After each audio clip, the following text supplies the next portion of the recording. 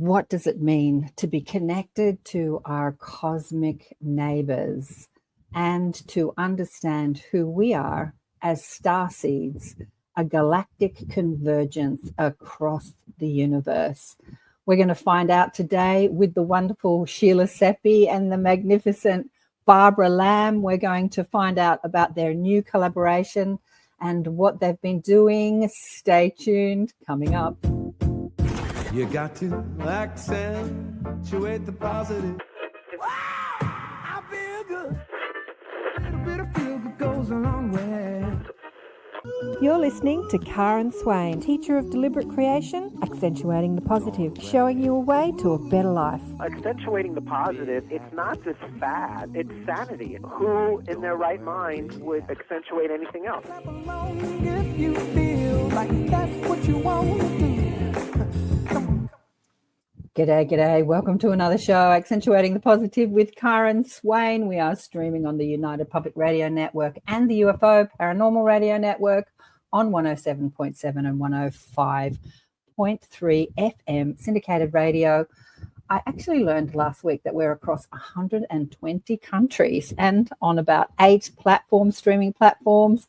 Hello to people that are in the comments that have been waiting. Penny is excited, and Shirley, great to see you here, and Kristen.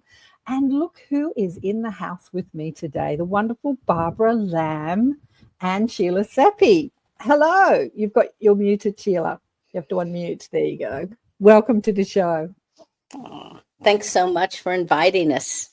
Yes, pleasure to be here. So these two galactic goddesses, Vladdy says hi from Germany, and Sheila's saying, Penny's saying hello. And these two amazing galactic goddesses have put, Penny's sending love, have put together an incredible book, which we're going to talk about today, and the contents in the book. Let me share a little bit about it. So Sheila Seppi and Barbara Lamb share their new collaboration, which is Cosmic Convergence, your ultimate guide to cosmic consciousness.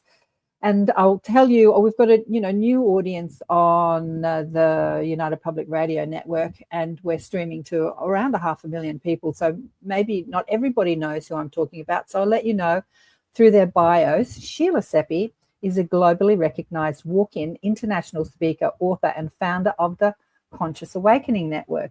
She shares her unique experiences as a walk-in soul, having entered the body of a 38-year-old mother, bringing with her a higher consciousness and spiritual gifts. Sheila's mission is to guide humanity through a spiritual awakening, connecting them with their higher selves and universal consciousness.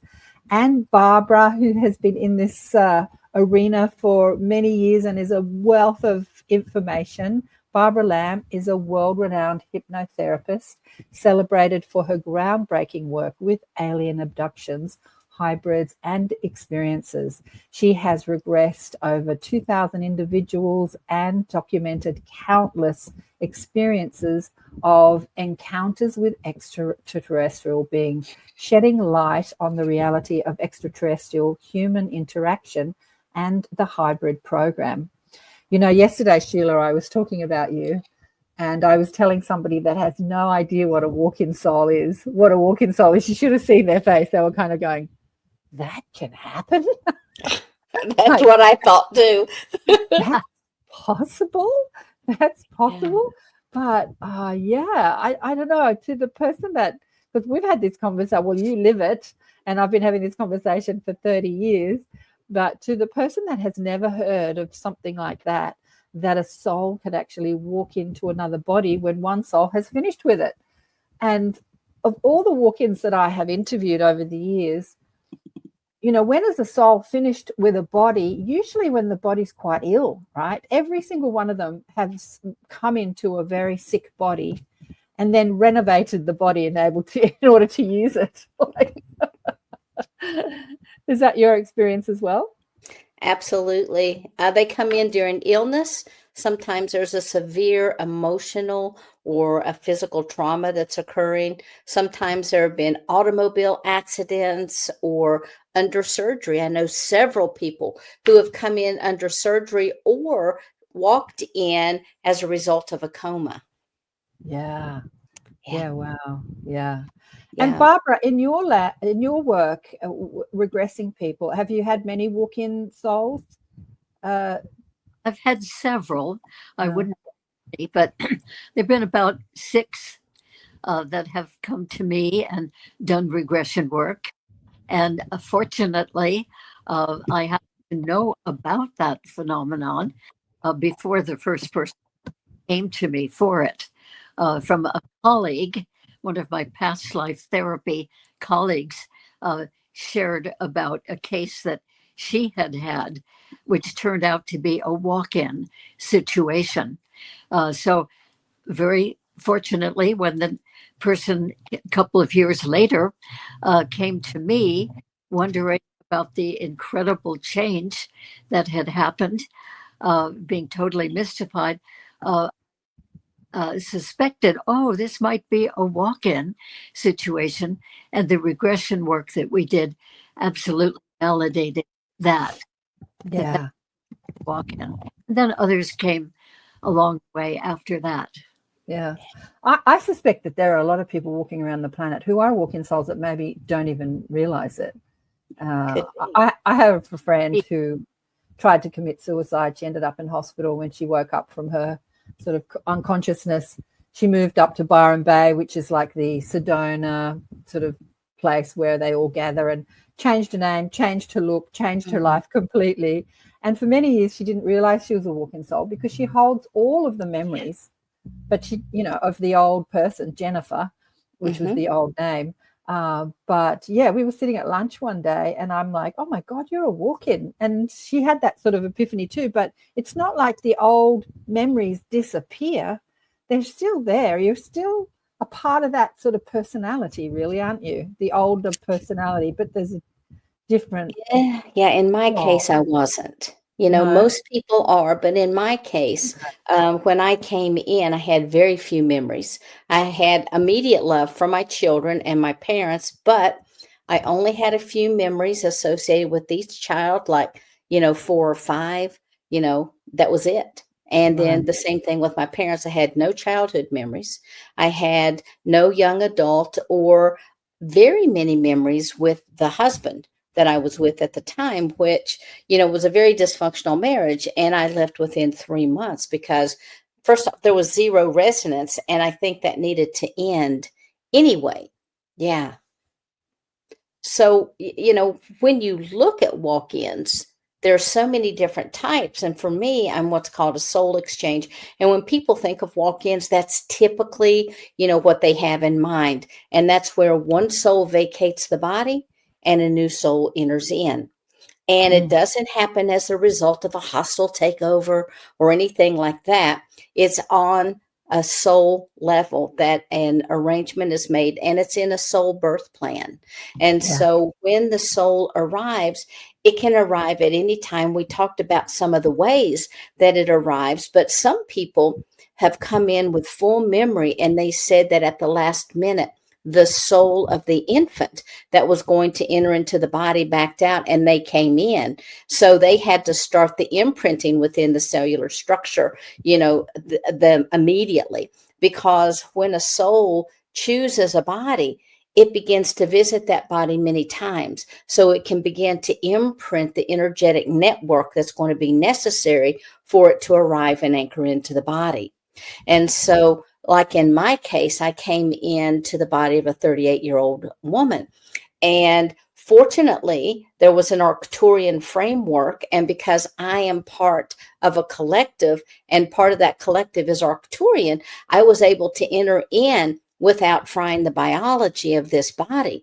But in a lot of cases, people will come in from their own oversoul. And so if you imagine the fist being the oversoul, this is a multidimensional lifetime experience. It comes in by way of what's called the Shantias Khan, where all of the higher self stream, everything that's needed for the emotional and spiritual bodies is located there, as well as the higher self stream that connects to the body that ends up becoming the soul or the personality of this lifetime. But they can come from this, but in my case, I did not. I came from a totally different one that still had a resonance factor because of the galactic framework. Wow. Fascinating. Yeah, I know, because fascinating. remember, yeah, the Joe, spiritual bodies, the chakras, and the meridians have to be changed out. yeah. I had Joe Montaldo on the show last week, and we were talking about soul. We were talking about that movie. What's it called? Something Carbon, Altered Carbon. And the concept, my daughter asked me to watch it. It's a Netflix series, and it's so violent. I didn't like it. But the concept is that the people understand they're not the body, they're the consciousness, and they can upgrade the physical body anytime they want to. They call it, they're like wearing a sleeve. It's like they call their body the sleeve. And so they jump out of one body, that body dies, and jump into another body and continue living a life, but have an upgraded body. So, yeah, so mainstream media is playing around with these concepts that are true, but, you know, through fictional stuff, but it's actually all possible. Anything is possible in an infinite universe, right? Infinite possibility. But you ladies have collaborated with a magnificent book called Cosmic Convergence, a journey of walk-ins, starseeds, and hybrids. And I think this is fantastic because to a mainstream audience, it's great to find out, you know, what's going on with the upgrade of the planet. Obviously, Sheila, you are here because we're going through an almighty shift on Earth, and Barbara, well, we're all here really, and probably everyone listening. Yes. But you've, instead of being born into a baby body, you couldn't wait. I'll just take on a, 38-year-old's body because stuff needs to happen, work needs to happen, and information needs to get out there. And this is all part of, the radio show, the networks. It's all part of getting the information out there. So I want to tell you a little bit about the book. The book asks us to stand upon the threshold of a new era of human consciousness and embark on an extraordinary odyssey into the realms of the walk-ins, starseeds, and hybrids. This groundbreaking book reimagines the complexities of the human experience and navigates where certainty and cosmic merge. It confronts profound questions about the nature of reality, consciousness, and our place in the cosmos. Cosmic Convergence invites you to expand your horizons and question your assumptions. I love that. Question everything. For in this presence of walk-in, starseeds, and hybrids, we may unlock the mysteries of the universe and find the seeds of our awakening. What does it mean to be human in a universe teeming with life and intelligence? How do we reconcile the limitations of our physical experience, human experience, with the boundless potential of our spiritual nature? The authors, obviously Sheila and Barbara, answer these questions and more in the book. So tell me, what made you put this book together? Who wants to answer that? Either of you. Sheila should answer that because she initiated it. Fabulous. Okay, so as part of my collective, I always go under their directives, and they were ready to write this, and they wanted people to know I had expanded my knowledge and awareness about other walk-ins, starseeds, hybrids, etc. So I wanted to share that, but also I really wanted people to understand the multidimensionality of the universe. And so the first portion of the book is dedicated to understanding the differences between dimensions and densities and harmonic universes, parallel universes, the holographic body, the framework that we're even made up to that connects out in with the galactic structure of the universe. And so all of these things I thought was necessary in order for people to be able to understand how such a thing as becoming a walk-in would be possible.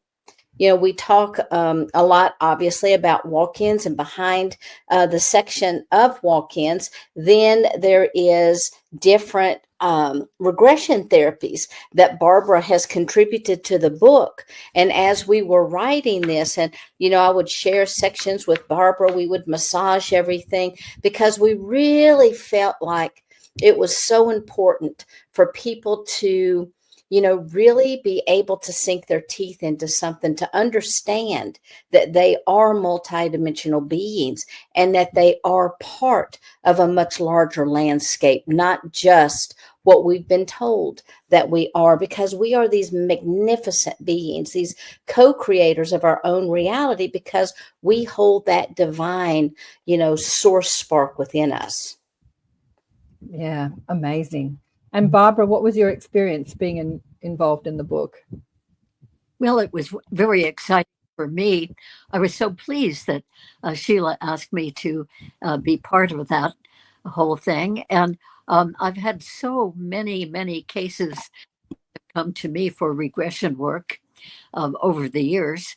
And since 1991, most of the people who have come to me for regression work have been people who have had many experiences with extraterrestrial beings. And some of them have had experiences with more spiritual, other dimensional beings. And then in the mix, there were a few walk-ins over the years who came to me, and many people actually who are starseeds, and quite a number of people who are hybrids. So when Sheila invited me to participate in the book, it was really exciting for me to be able to share some of what I knew from working with actual people who were or starseeds or hybrids. And I've always felt since the beginning of doing this kind of work that it would be wonderful for more and more people in the world to know about the extraterrestrial visitors, first and foremost, and then to know about these other people who are here with us, the walk-ins, the starseeds, and the hybrids. So I thought, oh, good, this is an opportunity to get this special information out to more people. And I very admire Sheila and who she is and all the wonderful work that she does. So it was just a total pleasure to collaborate with her. Yeah, wonderful. And I fanboy Barbara all the time. So it's like, yay, I'm so happy, Barbara. I'm going to get to collaborate more with Barbara. So it was so exciting. And it was fun. It's still exciting and fun.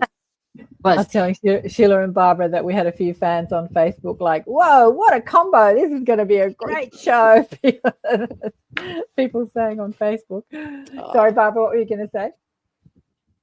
That's really nice. It's been a happy collaboration, I must say, because I keep learning from Sheila, certainly learned from what she wrote in the book. And every time we do an interview, and we've done many now together, I learn another aspect about all of this. It just keeps coming. It's really wonderful. Yeah. Well, Barbara's written many books. I'm going to show a couple of them now. A few of them are collaborations. E.T. Friends in Space, that's a collaboration, isn't it, with Mary Edwards? Yes, the illustrator of this. Right, and that is, I'm very happy with that book because it's for children, and so many children have encounters with extraterrestrial beings and don't have anybody to talk to about it, and their parents usually don't believe them. So this book is for validating children's experiences to children, and also it validates it to the parents or anybody reading the book to the children. Yeah. And Meet the Hybrids. Oh, yes. Well, Miguel Mendonça is my co-author on that, and we interviewed 8 hybrid people who we had already determined as hybrids, and interviewed them for many hours each, a few times each, and so really got a very good sense of who they are, what their abilities are, what their perspective is, what their attitudes are, how they became hybrids. And they are wonderful, wonderful people living amongst us, and probably worldwide, but our particular hybrids came from America and from England, but there no doubt are more in other countries as well. So they are here to really help to serve humanity, to raise the consciousness of humanity. And they have lots of visits with their extraterrestrial families who gave them their genetics. And so that's a wonderful aspect of people here to help. There are many people here helping these days, helping humanity. And definitely the walk-ins are here totally for helping humanity, raising perspective, raising consciousness. The starseeds are here, born here, as we all are. And they are here definitely to serve and to help. They may not realize it as they're growing up, even though they are serving even as children with the special skills that they have. And it's a wonderful thing when they come to realize that, oh yeah, they really have come here for a purpose. And there are extraterrestrial beings, very benevolent beings, who are behind them, sort of coaching them, helping them to help humanity. And then with the hybrids too, they are born here, having been already given extraterrestrial genetics, sometimes of 4 or 5 different types, species of extraterrestrials. And yet they are born here, and they look and act perfectly human. So they're part of our civilization. And yet, with all of the psychic and paranormal skills that they have and perspective from the extraterrestrial beings who keep visiting them and giving their perspective. Anyway, it's wonderful that we in the world have these people with us to help. And I feel particularly in these days right now, with so many negative things coming up under the woodwork, so to speak, so many atrocious things that have been going on, and all of the controversies about that, and political controversies, and war raging here and there, and nuclear war being threatened every moment, it seems. So in other words, there's so much negativity and so much suffering, so many millions of people going on in the world. So, in balance, it's wonderful that we do have these special people who are here definitely for the purpose of helping humanity and trying to raise the consciousness overall so that we can live much more wonderful, peaceful lives. Yeah, absolutely. Absolutely. It's so important. And I just want to go through a couple of books. If you think that you're a walk-in, or maybe you might know some walk-ins, you want to know more about it, Sheila's also got a book called Walk-ins, The Cosmology of the Soul. And it's very extensive, talks about all the different types. And, we've just hit the surface on what it is to be a walk-in soul. And also, Barbara, you've got a couple more books, Alien Experience, 25 Cases of Close Encounters Never Before Revealed. And you also collaborated with Nadine. How do you say her last name? Lalich. Beautiful. And crop circles. Don't you love a crop circle? You've got a book on crop circles revealed. So there's plenty to read out there if people want to find out more about this subject.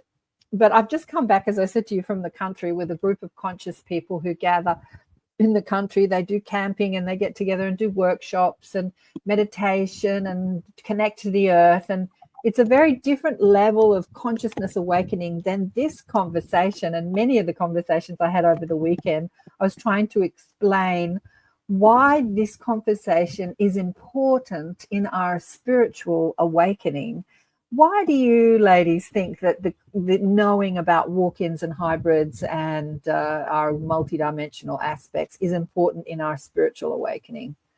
Who wants to take that one? Well, go ahead, Barbara. I think it's very important that people begin to realize that we are really in a multi-dimensional universe. We're all very involved, of course, in our physical lives and all that is involved with that. But it really helps us to expand our awareness that we're not only physical, but we ourselves and the whole universe is multi-dimensional. There's so much more to us and to life in the universe than we have realized. At least that's certainly true for me, having grown up as a regular person here in the physical universe, physical planet. But it's wonderful to expand our awareness that there is so much more. For instance, even to us as human beings, there is so much more. We are multidimensional, even if we don't know that, because we're in physical life, but we are multidimensional. We came from another dimension originally as spiritual realm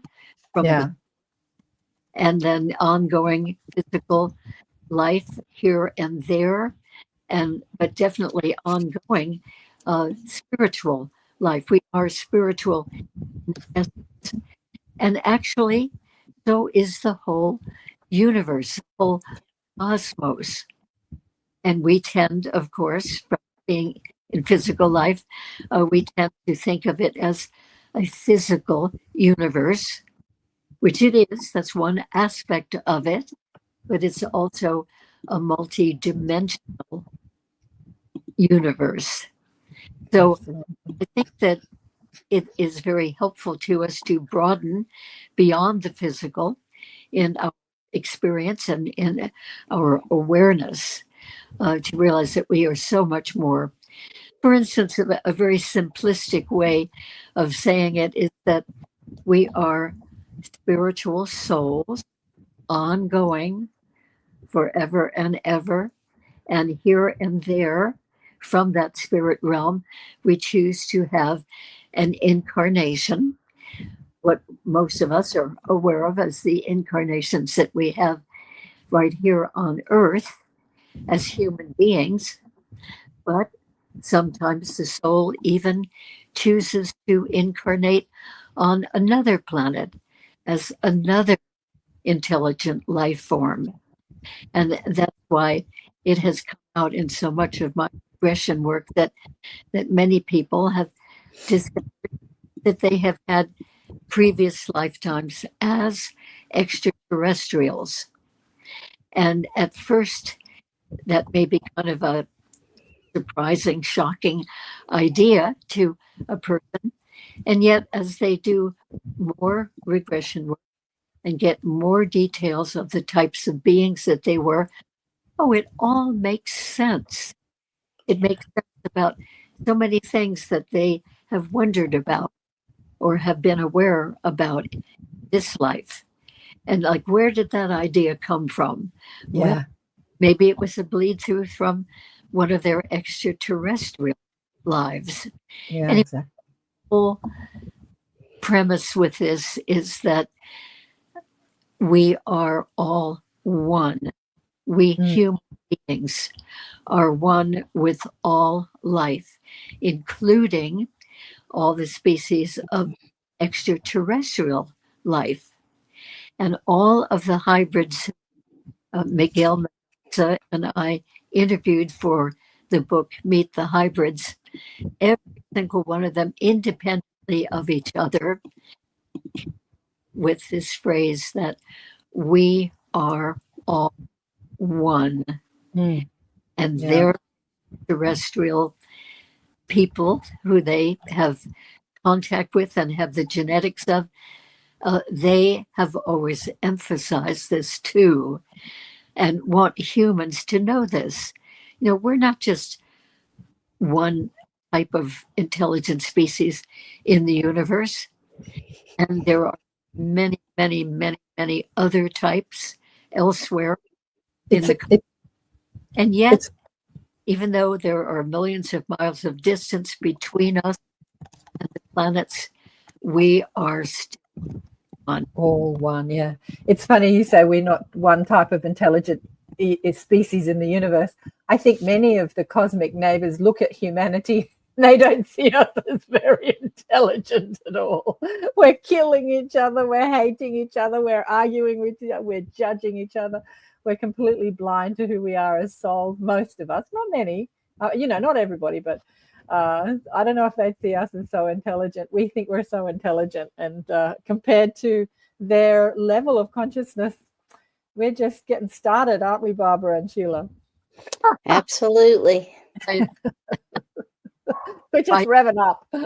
Yeah.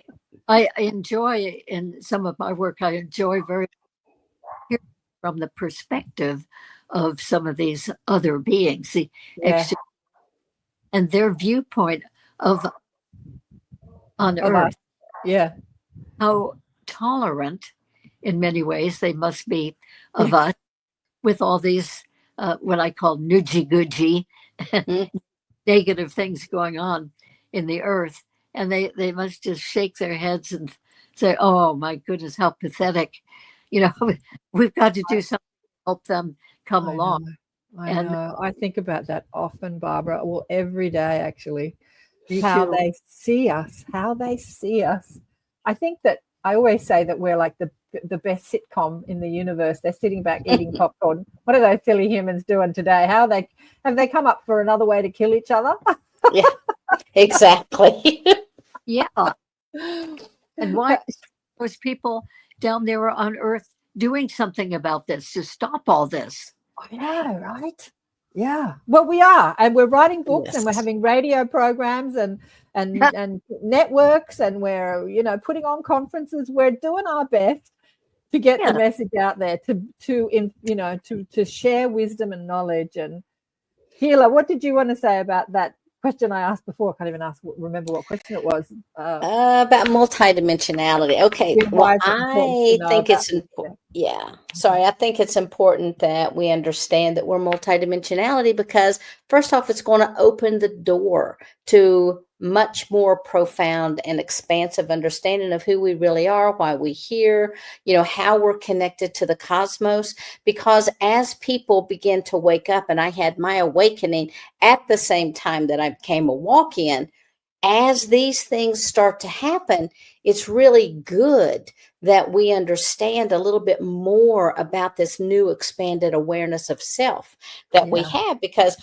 we start looking beyond the physical body and the physical limits, and we really start accessing our inner potential. And if we don't understand where that comes from, if we don't understand, oh, yeah, I may be a star being. If we don't understand those things, it's really difficult for us to be able to anchor that new knowledge. And the other thing is, it allows us really to reconnect with source and that universal oneness, just like Barbara was talking about, because we start this rapid spiritual growth. Well, if we're growing spiritually, what is it that we're growing into? Or what are we growing out of? And if we don't understand where we're going, chances of us staying where we are is pretty strong. And it also allows us to step into like unity consciousness, because, a lot of people, we talk about, being one, and we all have a grasp. Well, but what does that really mean?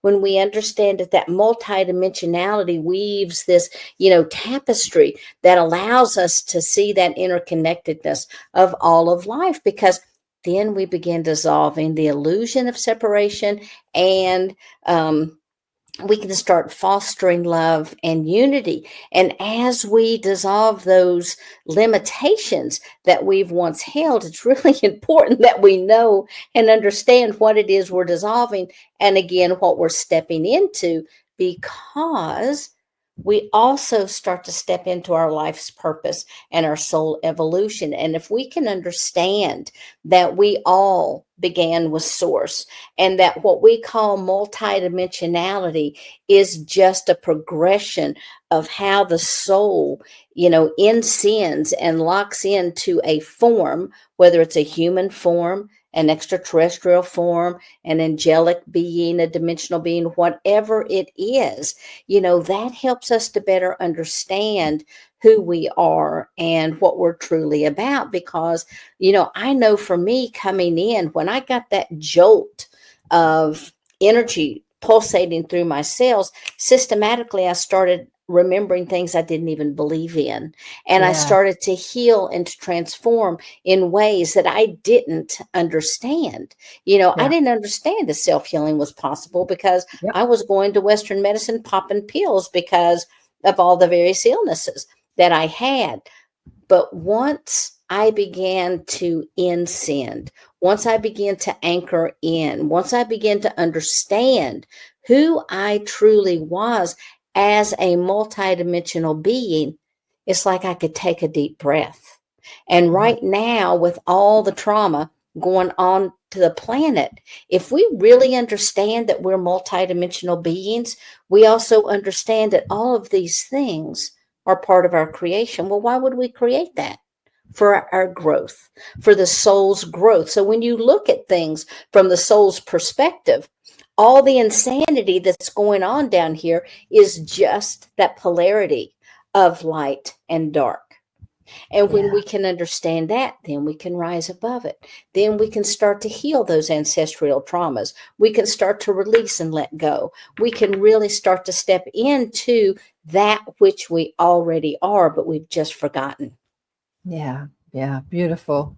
There's quite a few questions which I'll get to, but I wanted to talk about a young man that I met over the weekend. He was the son of a friend of mine, 16 years old, and she's like, come on, Amos, you've got to go and speak to Cara and she'll answer all your questions. And so he's full of questions and like, what's your podcast about? And I asked him a question, what planet are you from? And he looked at me like, what?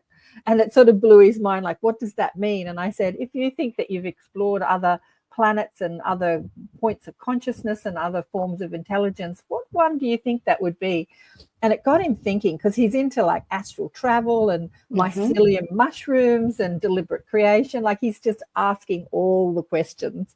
And I'm sure that someone at 16, because that teenage year, those teenage years are when you really want to fit in, right? You really want to fit in. You want to talk about girls and, partying and drugs and whatever people talk about when they're 16. But to talk about, astral traveling and leaving the body and all that sort of stuff is not your common conversation. I said to him, can you talk about this with your friends? And he said, oh, I've got one or two friends, but I hate school and most of the kids in school are stupid.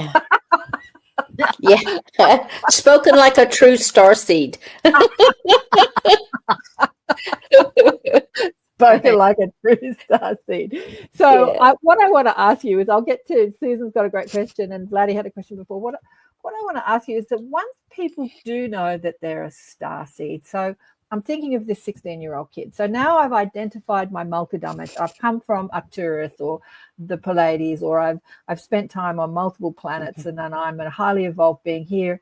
Like, what do you do with that information? Because it's not like you can put it on your resume and get a job. Do you know what I mean? It's not like you're going to leave university and say, okay, now I've identified as a starseed. What job can I get to, like, what is my career going to be? What do you want to say to people who now know who they are? What are they going to do with that information? Well, go ahead, Barbara. I'm sorry. I think that they can really put their minds meditation to what are they uniquely here to serve. Yeah. Not what kind of job or career can I have, but what is my main reason for being here in terms of service to my fellow men. And many of them are already doing their service, even as kids. They're healing people. when somebody is having a physical problem, or they're being a good listening ear, they're being a loving, caring person, uh, they're doing helpful things, uh, they're coming out with wisdom here and there in their daily lives with the people they know. So they may already be doing some of their service, but many people find that in meditation, uh, asking asking their guides uh, to help them to know contribution they can particularly make, and many of them get good guidance that way. Many of them also do out and out channeling a higher, wiser source, and that's a very good way too of finding out what they are here to do. That was his tuning in various ways, and taking it seriously. Help, and they tend to, these star seeds. Okay, why am I really here? Or what can I do? Exactly. Whatever abilities I have, what can I do to be of help here? Right. That's exactly the question he had. And he had been listening to a lot of more personal growth coaches, and there was a consensus that you can't ever really find your purpose. I remember when I was young too, that was an idea that people you can't ever really find your purpose and why you're here on the planet. And I said, yes, you can. Just ask yourself, what part of life do you think about? Like, what interests you? When you look out into humanity, what do you think needs fixing? But Sheila, what do you want to say to these people who now identify as hybrids and starseeds and walk-ins? What do they do with that information? Well, I think honestly, I agree with you that people can find out what their purpose is by just looking at what they're passionate about. Okay. Yeah. So that's one thing, but I look at that kind of as that human element. I think everyone's purpose is to help anchor in the higher light codes that are on the galactic that can come in now, because I'm going to tell you because I was, as part of the collective, we still do work on the crystalline grid and send in the light codes and repair and work with the consciousness of humanity. But there's only so much that you can do above because of, the directives. And when you're here, you can actually be boots on the ground and interact and interface with people, on a daily basis. But, it also gives people that opportunity to reconnect with their cosmic family, whether that's in dream time, meditations, channeling, light code, visualizations, any of those types of things can help them, but really grounding that galactic energy. Because, a lot of star seeds feel like they're out of place. They feel like, they're disconnected. Or I had one guy, he said, when I was 5 years old, I went to my parents and said, "That's okay. You can tell me. I know I'm adopted." They're like, no, you're not adopted. We really wanted you. And he's like, well, then why do I feel this way? I feel like somebody's just dropped me off here. And he had a homesickness. So for people to understand that they're a starseed, I think it's not so much a label as it allows people to understand why they may be feeling a lot of the things, and then ground that connection, gives them that opportunity to open up to the higher dimensional frequencies within the Earth's energies, and they can stabilize their physical and energetic systems. And as they do that, it'll allow them to step into their own gifts and align with their own multidimensional self.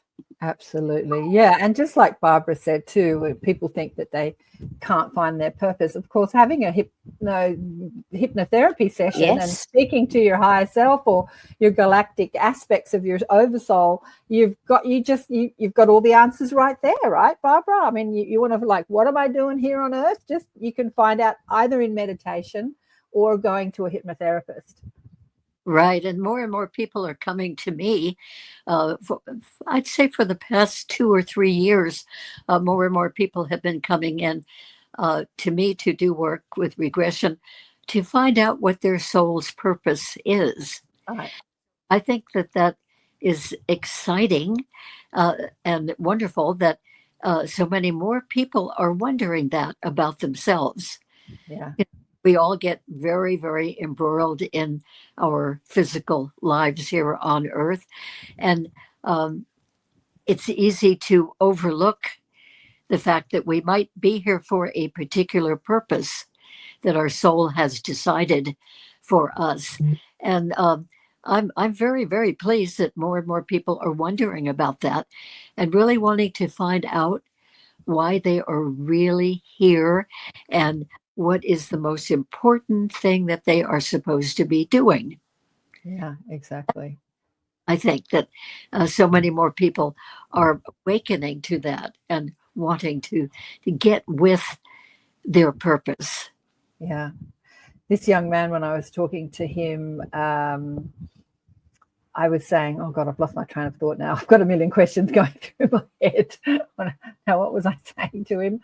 I don't know. Anyway, I'll get back to it. But with the book, so the book is specifically Cosmic Convergence is addressing these questions, right? Yes.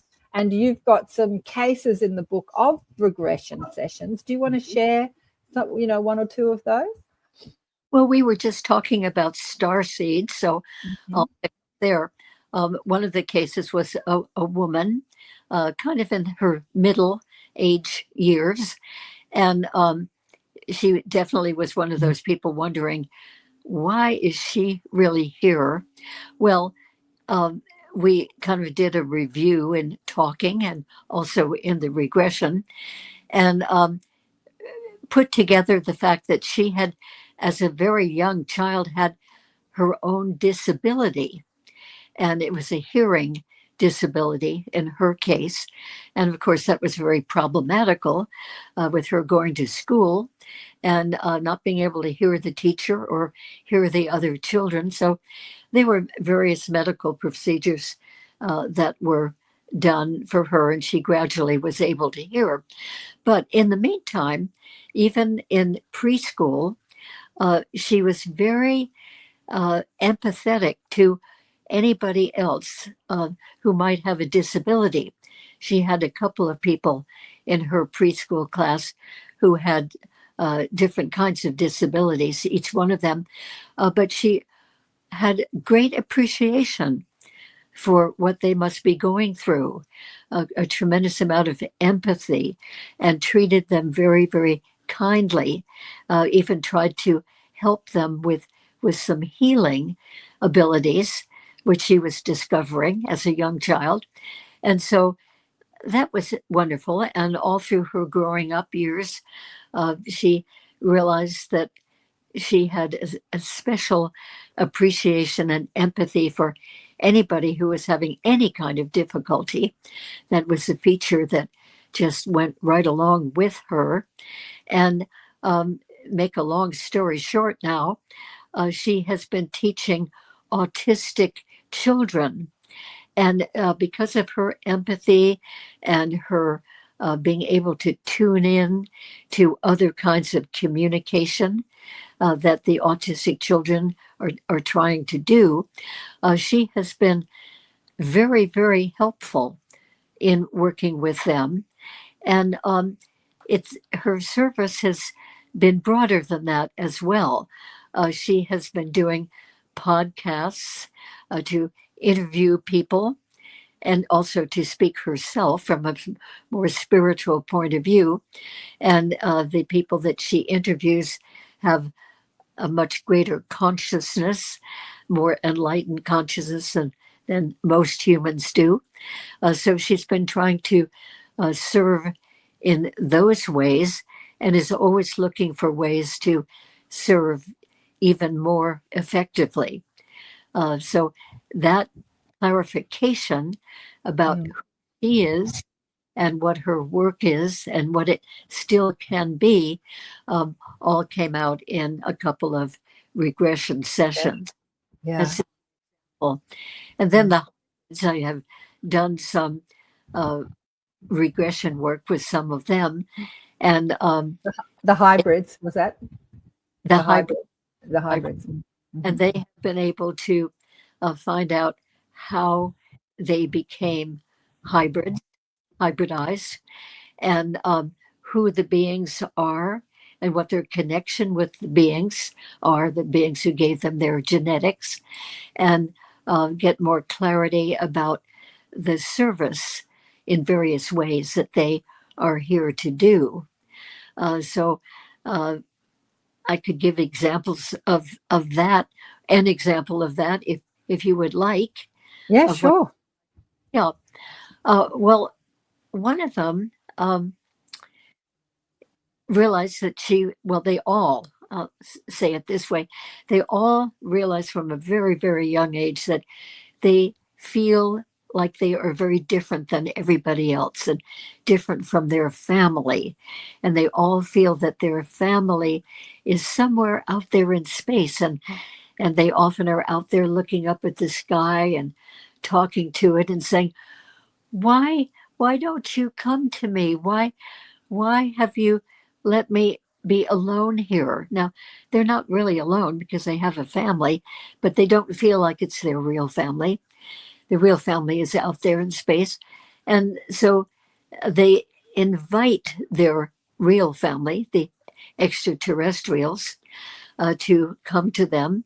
And indeed, from a very young age, they do have visits from their extraterrestrial family, and are coached and guided by those extraterrestrials.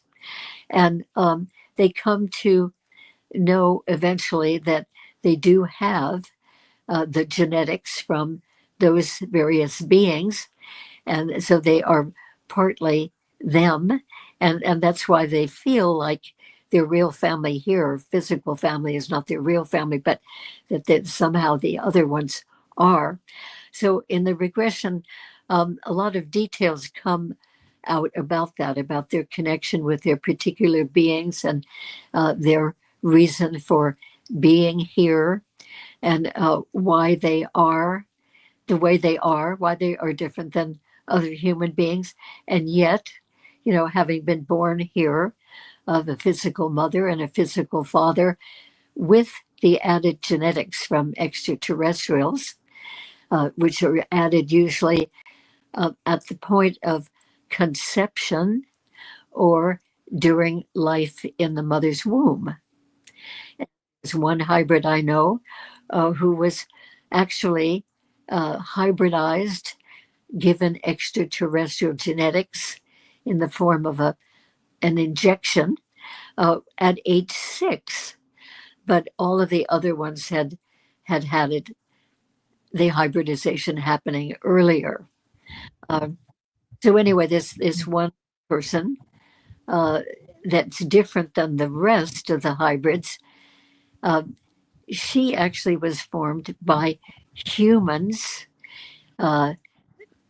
sort of military people in a operation here on Earth. They had genetics from about 6 different kinds of extraterrestrials from their bodies that had been captured when their spacecraft had crashed here on Earth. There were many more crashes than most people are aware of all over the Yes.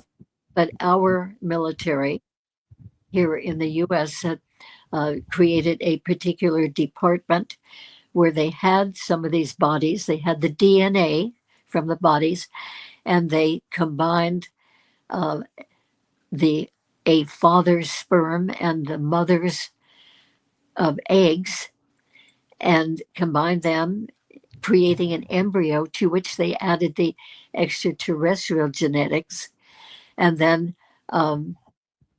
that embryo, having been created that way, was placed in the body of the mother, in the womb of the mother, and gestated the regular 9 months. And then that fetus baby was born the way that we birth our babies, Yeah. and particular hybrid.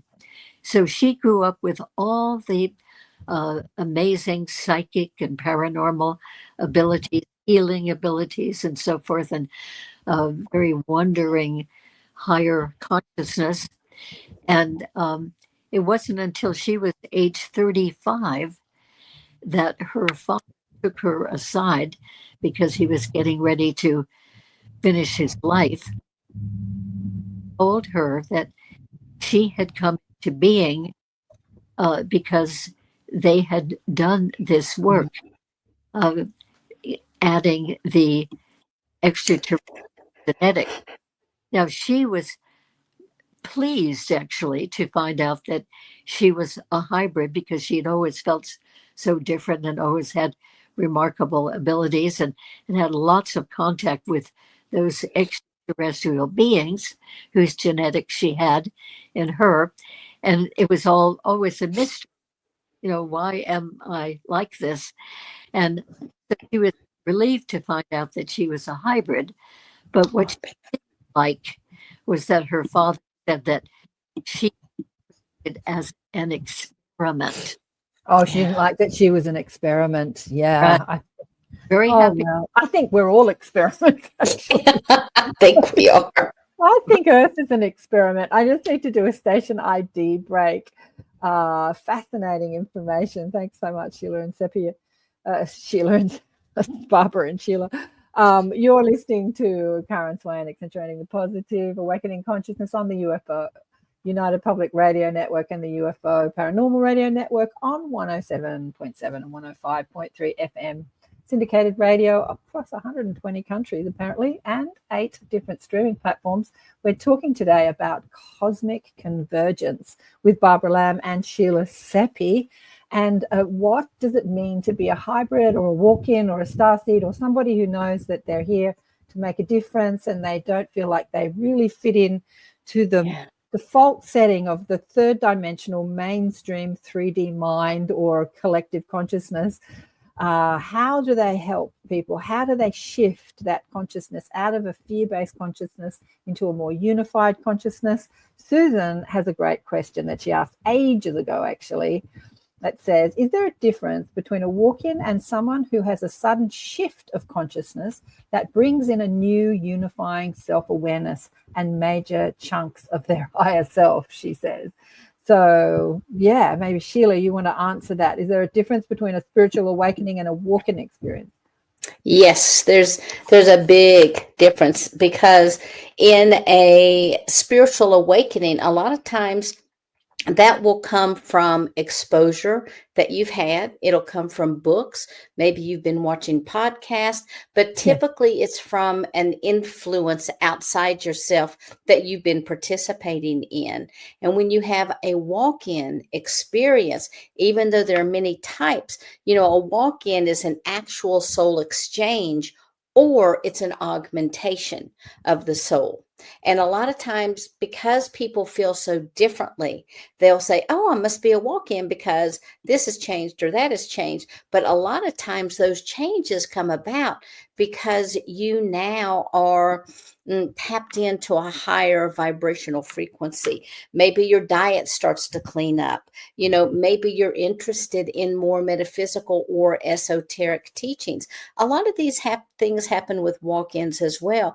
But in addition to like the soul exchange, or some people call that a soul transfer, you have the infusions. And I see this happening with both walk-ins and with the general population, because with the soul infusion, that is an integration of the higher self and oversoul aspects. Now, one of the things that my collective has shared with me is that the number of walk-ins coming in now have been reduced because of the number of starseeds who are waking up. However, one of the things that happens with the new walk-ins that are coming in, they're already awake and they understand. So when they come in, they've already had this epiphany, this soul awakening, and they just come in bringing all of that knowledge. Whereas somebody like me, I had to integrate, I had to understand, and then I had to act upon that knowledge. Well, with a soul infusion, you're getting that direct integration of the higher self or the oversoul aspects. And if part of that soul remains, then that's a walk-in scenario. But if the entire soul remains and you integrate with the higher self, that's also a soul infusion, but it is more of a soul infusion of the current soul. It's the augmentation. Then you've got soul mergers, and they represent these soul infusions, but they differ in that the natal soul remains firmly intact. And another entire aspect of the oversoul, or the entire knowledge of the Shantias Khan, comes in and locks in and fuses with that natal soul. You got the jumpers, people talk about the pop-ins and pop-outs, and a jumper is a soul that will come in for a short period of time. They will imprint heavily on the body, and then they're out for their next experience. But when that happens, the person is like, whoa, what just happened to me? A lot of times that will evoke a spiritual awakening. And you've got like the soul overlays, where the original soul or the natal soul stays. Another soul aspect comes in and it covers it, kind of like a neoprene suit. And that can either be permanent or temporary. But the type that I want to talk about next, is called a soul step down, or the step in. So unlike the conventional soul exchange, which I am one soul out and another soul in, and this new soul will permanently occupy the body. Well, at least to my understanding, it will permanently occupy this body. When you have a step down, you'll have a soul. It comes in, it integrates, it leaves, and another soul comes in and it integrates. And then maybe two souls come in. People that have explained this to me have felt within themselves that they're having like a psychotic episode, because it's like all of a sudden, and the personality stays intact. And they're like, all of a sudden, I've got this happening, and then this soul leaves and this new information source comes in, and, their head's spinning around all the time. But another real interesting kind is what's called a soul projection.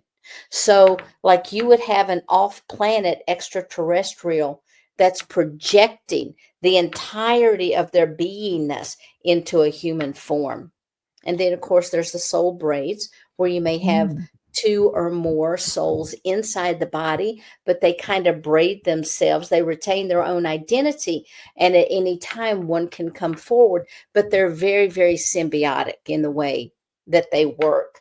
And then there's like the soul layering, where you have multiple aspects that come in with the natal soul. And over time, because of being new light codes they're exposed to, or higher dimensional frequencies that come in, they begin to shift. And like one personality will step forward and another one subsides, and another personality will step forward, and yet they all operate with one voice, and they're all aware.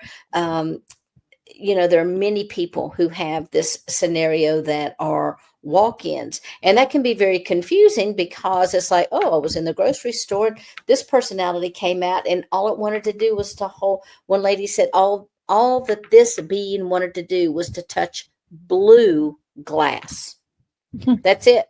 And it only came forward during that time. She had others that really worked with her on like universal knowledge. And she had others that would bring things like gifts of the 3D in, like sewing, or being able to cook extraordinary meals. So all of these various souls can come in, but there are sudden shifts in the personality. And I think that is why people will say a spiritual awakening and a walk-in look very, very similar. Similar, yeah. And Vladdy asked ages ago, I don't know if he's still awake because he's in Germany, does the contract of a walk-in soul, is it made during the life planning of the donor soul, or can it happen spontaneously during the lifetime of the donor soul? Yeah. I think it happens both. And what I was told by my collective, that when the soul of this body cried out to be released, the collective decided I would be the aspect to come in. Now, on the 3D level, that was instantaneously. But on the soul level, because we're looking at nonlinear time, there was a lot that had to take place. Right. And it was almost like for us here, time would have slowed. Yeah. But there, it was just continuing, and they were getting so much information done, writing it in soul plans, rewriting, doing that kind of thing. So I have to say yes to both of your questions, but the instantaneous, what is instantaneous, like in my case, was still being written into a plan. Exactly, because we're not working in time. Yeah, Correct. beautiful, beautiful. Yeah, I remember what I was going to ask before when I was talking to this young man about, purpose and what we're here to do. Because I think that often when you identify, now you've found your new identity. Okay, now I've had a spiritual epiphany and awakening. I'm a starseed, I'm a hybrid, I'm a walk-in, whatever. What am I going to do with my life? I don't think there's any one thing, right? I was telling this young man, maybe you're here to explore creativity, and you might use paint to explore it, or you might be a sculpture, or you might be an actor or a writer.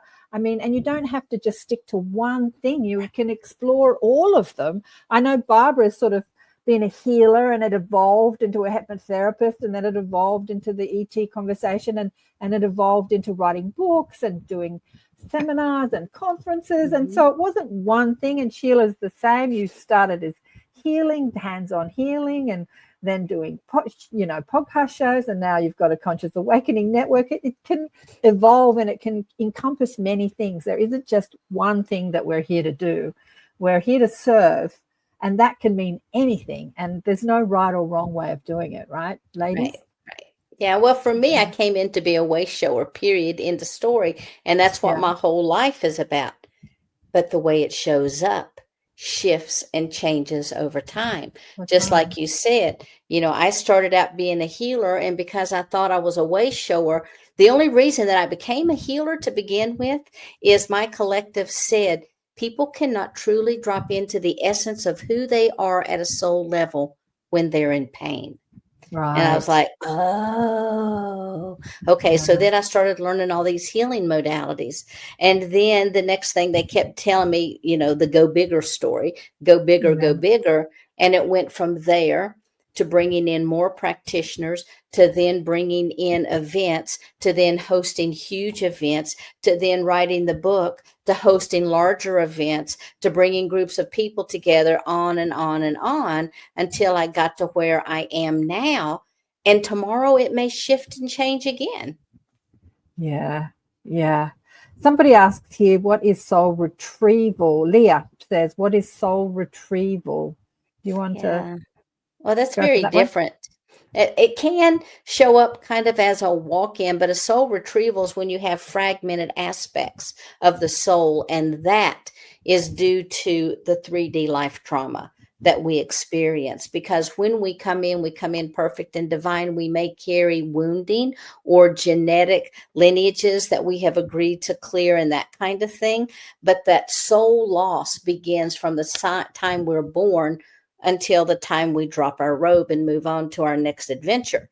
And so trauma is the number one reason that occurs. So when that happens, an aspect will go into a different dimensional space. And when the soul is retrieved, you'll have a practitioner that goes in. And with soul retrieval, I find more times than not, either the soul is 100% ready, and it's like I've just been waiting on somebody to come and get me. Oh my God, I've been stuck here forever. I didn't think anybody's ever come. Or you have to coax them. It's okay. Life has shifted and changed. You now are in an adult form. And there has to be a lot of inner child work that's done. And then you bring in that soul aspect.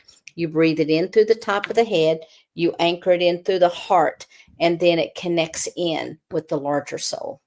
Yeah. Oh, Leah says, thank you so very much. I appreciate that. Now I understand. Beautiful. She also says, I've heard of beings that are called, I've never heard of this. I don't know how, sylph that assist us, sylph beings. Have you ever heard of Barbara or Sheila, sylph beings? SILTH. I mean, I've heard of sylph beings. I don't know anything about them. I have heard of sylph beings. Yeah. No, not. Not in regressions. Or your regressions. Now, what have we got left? We've got about 15 minutes left. Where do we want to go with the book? So we've been talking about how it helps people assist. What were the questions here? What does it mean to be human in a universe teeming with life and intelligence? How do we reconcile the limitations of our physical existence with the boundless potential of our spiritual nature? These are good questions. Who wants to have a stab at that one? How do we, because as I said before, most of the universe looks at us and doesn't see us as intelligent life particularly. So now that we're connecting to a universe that is teeming with ultra intelligent life, where do we fit into that? How do we interact with that? How does it all work when disclosure is a real thing across the collective consciousness? I'm happy to answer, Barbara, if you want to go or if you want me to answer. Okay. So the way that I look at this is because we are teeming with life, it gives us the opportunity to understand that we are part of that life. They are part of us. The other thing is I have an entire chapter that's dedicated to what I call the ascension of the soul. And when you look at that chart, you're going to be able to see where, we may go over here to become a human. We may go over here then to become an extraterrestrial, but we're all coming from that same consciousness.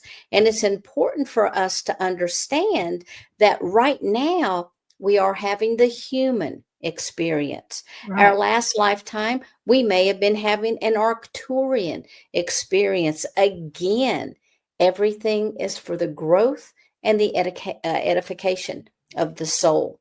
And so for me, when we talk about this universe teeming with life, as we anchor in who we are as a human, it allows us to expand up. I always say you have to ascend before you can ascend. And part of that ascension process is connecting in to the multidimensionality reality that we are just one species in the entire universe, and there is life everywhere.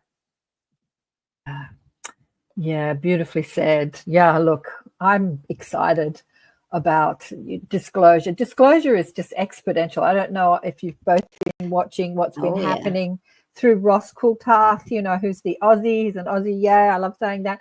He was one of those 60 Minutes reporters, which honestly, back in the day when he was on 60 Minutes, would be someone who would scoff at this conversation and make you sound like you're an idiot or stupid. Mm-hmm. And now he's at the forefront of disclosure, it coming out within the mainstream world. When I say mainstream, he's on a news program and he's got, a program talking about not just lights in the sky and alien bases, military bases, but he's talking about consciousness and he's talking about telepathy and he's talking about astral travel. And this is on a news program. Like a news program is talking about this. Isn't that amazing? Don't you think I love it. Yeah. I love it because now that this is starting to happen, the extraterrestrial disclosure, that can just be one step into all the other types of disclosure that we have going on. I think they have held the lid on this so tightly because they know once that can of worms opens, it's not just going to be about our galactic families and the connection that we hold. It's going to be so much more. Yeah. And I've also, during COVID, I was watching a group of young men called Yes Theory, and they would go around the world and explore different aspects, like different countries. And, they got into the Wim Hof method, and it was more on a mainstream level of adventure and excitement and different things to do. And then they totally got into the UFO thing, and now they're exploring that exponentially. They've got millions of followers. Another young man who's connected to them is called Jess Michaels. Jesse Michaels, and he's got a great podcast, and he's exploring it in that sort of 20 to 30 generation. And it's just exploding across our media systems and across the world. It's exploding, and it's very exciting. So disclosure is around the corner, don't you think, Barbara? Oh, yes, it's coming out more and more all the time. And I'm very pleased that it's hitting the mainstream. Yeah. So there are loads of us who've been involved in this for, years. Decades now. The UFO community and the conferences that have been held with that, and many different speakers. But still, it's sort of a select community within the larger community. So Right. because of the congressional hearings, all of this is coming out more in the mainstream. So people are getting kind of accustomed slowly, I think, to the fact that there are these vehicles, these UFOs, UAPs, from other planets and other civilizations. And I think that it's very good that it's sort of creeping out rather slowly, but that it is creeping out into the mainstream, so Absolutely. that and young people, I hear, young people are just so much more open to all of this. They're already thinking about the whole universe, Mm-hmm. and other planets, and I think at a very young age, and that even visits from other beings from those other places is not so unusual to them. It's sort of seeping in to the culture, which I think is very, very good. Yeah. And I think there will be more public awareness of consciousness from these other beings from space. And so the more that people are sort of comfortable with that whole idea, the more that we can have some really benevolent connections with those beings, more as a whole culture. Yeah, So absolutely. Beautiful. Always looking for indications of some of the world leaders, to share acknowledgement of that. I don't think that I've really noticed that any of them have. Maybe they haven't. I haven't noticed it, but I'm always looking for that. What about our political leaders? Yeah. How are they? What do they personally think about all this? What do they? Are they sharing anything about this? Don't really see much indication of that. Well, I have to say, the Joe Rogan show, there's another podcast called The Telepathy Tapes, which is a couple of wonderful women interviewing mothers and children that are on the spectrum that are nonverbal, and all the kids are speaking telepathically to each other. They're all hyper intelligent, although you might not see that because they're nonverbal. Yeah. And so Joe Rogan, who speaks to millions of people, mentions the telepathy tapes, which I saw. So I reached out to Kai Dickens, and she was going to come on the show, and then it exploded, and now she's too busy to come on my show because other big ones are coming on the show. Oops, did I disappear? And but maybe she'll come on the show when it calms down. But what is beautiful about that is that conversation has exploded, like telepathy. They're talking. Tucker Carlson, who talks about news and corruption mostly, he mentioned it on his show. He's talking about telepathy. So here we are with these massive programs talking about UFOs and telepathy and consciousness. It's very cool. It's very, very cool. Ross Coulthart seems to be popping up, at least on my cell phone. Yeah. I see, one wonderful interview that he has done after the other. And I am really surprised to hear that he did not have any openness to this until fairly recently. Now he's doing a big service. He's doing a huge, I think that initially he was well and truly entrenched in that mainstream media mind, but he had questions that most of his colleagues did not want to entertain. And I think that when those questions got bigger and bigger and bigger, he had to move away from that 60 minutes, energy into his own exploration and investigation. And I would love to get him on the show to ask him how this all came out. But I don't know how that turned into now being on News Nation with his own show and speaking to millions of people. So I don't know how the questions turned into like him leading the way with disclosure. But I have to say, your new president or old president, coming back president, returning president, I saw him on Rogan, and he said that everyone asks him about this subject, to open the files. And he said, personally, I'm not interested in it, but everyone asks me about it. So he said, that's the first thing I'm going to do when I get in, is open those files, and more disclosure will come out. So that will be interesting. So there's a politician, even though he's not interested in it, he's going to go down that route. So that's interesting. Oh, good. I hope so. Yeah. We'll see.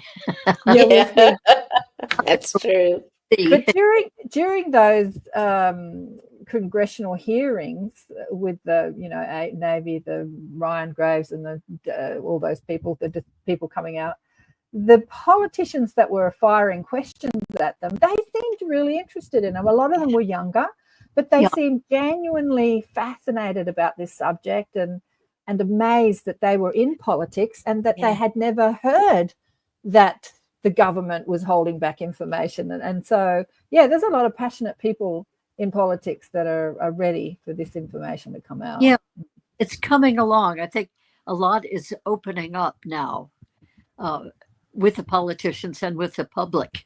So I think very good. So what does Susan say? You might want to interview my friend who was episode 5 of the telepathy tape. Yeah, I'd love to, Susan. I've actually got a lot of friends in Sydney. Kai Dickens and the telepathy tape is amazing. It's on YouTube, episode 10. I've got a lot of friends in Sydney who have kids on the spectrum, a lot. And I had a client many years ago. He was 9. I think he's about 17 now, who was a nonverbal, but he was just the most enlightened, amazing child. And I was talking to him telepathically, and his mother was like trying he was 9 for 7 years to make this kid talk. And I said, he's never going to talk. He's not here to talk. He's here to teach you about telepathy and the powers of your mind. And I spoke to her the other day and I said, is he speaking yet? She said, no, he can say a few words, but it's hard to wrap our head around a new way of communicating when you're so used to this verbal communication. Right. And so for her and many of the other mothers that have these nonverbal kids, they just really have to shift the way they communicate with their children because, it's interesting. Isn't it? Mothers are really doing well with that. Yeah. Some are. Apparently, we all have telepathic ability. We just don't. We don't realize it. It's an unused function. Yeah. But apparently we all do have it. And these autistic children are really showing us the way. Yeah. Sheila, what did you want to say, darling one? I was just going to say, isn't it interesting how in our dream time, whether it's dream time or not, but in our dream time, when we communicate, we always do it telepathically, or at least I do. I'm not sitting there having verbal conversations with people and their mouths are not sitting there moving. It's more of a telepathic exchange of information. You just know what they're saying. You know what they're thinking. You know what the actions are, and you just move ahead. Is that not your all's dreams? Maybe we have different kinds of dreams. I don't know. It's interesting. I think that in dreams, we don't have mouths and ears, mouths to speak and ears to hear, although we are still speaking and hearing in the way that we're familiar with, but we are all communicating telepathically, but we think we're not because we're used to this way of but we don't have a voice box and a cochlea to hear. Like we don't have that physical apparatus when we're in our dream state or astral state. So it's interesting, isn't it? We're all doing it. It is. I mean, it's said in the Seth books, channeled books in the 60s. Seth said through Jane Roberts, the collective or the entity who called himself Seth, that humans are already all communicating telepathically all the time. You couldn't drive on your roads if you were not. And I remember thinking, wow, thinking about when you drive, you often know what people are going to do. And maybe if we weren't all at a subconscious level, communicating telepathically, we couldn't drive on our roads. There would just be too much chaos. But there is a communication that's happening as we're speeding and changing lane. Like it's happening, but we're not consciously aware of it so much, but it's going on. Yeah. Which is interesting, isn't it? Yeah. What is good point, Sheila? What does Penny say here? I use telepathy in my dreams too, all the time. Yeah, there you go. Yeah. And Vladdy says he does too. What does Penny say here? Susan Miller has been doing amazing work in the area of telepathy. She would be another good one for the show. I'm sure she would. Leah says driving is a trigger for me. Yeah, so yeah, the telepathy tapes. I mean, even though she didn't come on my show, she cancelled. I'm still excited that this conversation has become so big that she can't come on the show because she's being, the Tucker Carlsons and the Joe Rogans are asking her to come on the show. So on their shows, which are reaching millions of people. All right, we've got 5 minutes left. I said to the ladies, what's the message you want to get across for this show? And they both said, buy the book, buy the book, buy the book.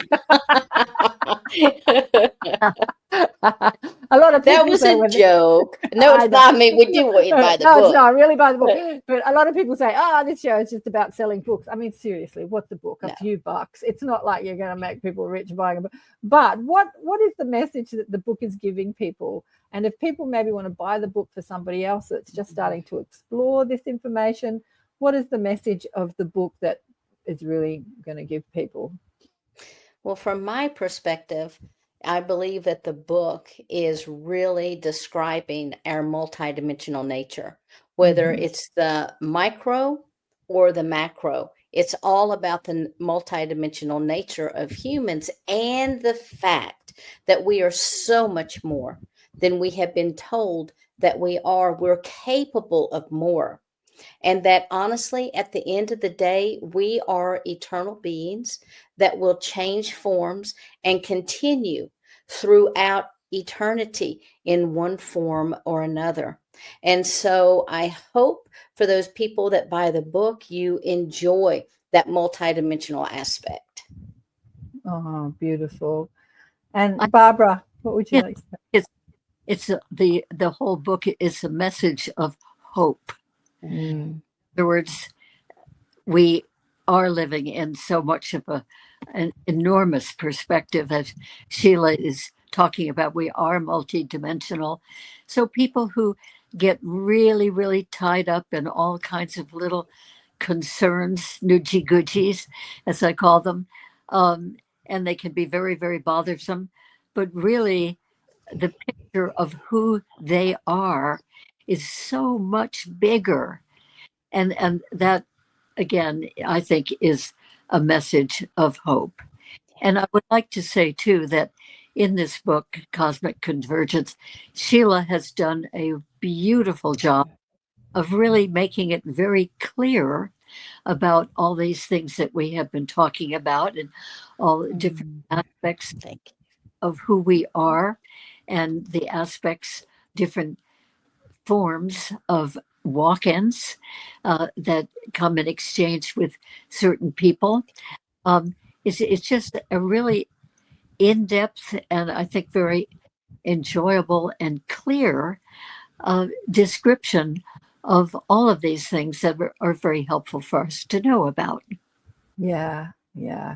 Oh, ladies, well, you're both absolutely amazing human beings or cosmic beings or galactic beings here on Earth. I want to thank you so much for all the work that you've done in the world and for coming on the show and sharing your wisdom with us today. It's been an absolute honor and a blessing to have you both on the show. And I've had Sheila on the show many times, of course, and Barbara was booked in a few times, but things went haywire. So I've never actually had Barbara on the show to speak about her work. So we'll get that happening this year, Barbara, hopefully. We'll get in, we can share more of your case studies and the work that you're doing. But thank you again. Thank you so much for being on the show. And just remind people about where to find you and your networks and everything.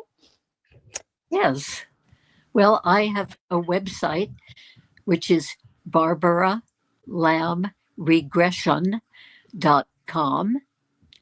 barbaralamregression.com, and people can email me through that website. There's a section where you can write in, and it will get forwarded to my email, and I will get back to you. And there are some podcasts on that broadcast too, on that website. I also have a YouTube channel, which has very interesting discussions about lots of unusual things. And that channel is Barbara Lamb ET Contacts. Fabulous. Barbara Lamb. Beautiful. And Sheila, obviously, is the Cosmic Awakening Network. No, hang on, I've got that wrong. ConsciousAwakeningNetwork.org, or you can go directly to my site at SheilaSeppi.com. Beautiful. Thanks again, everyone. We've run out of Thank time. you. Big love to all of you, and I'll see you next time. Bye for now.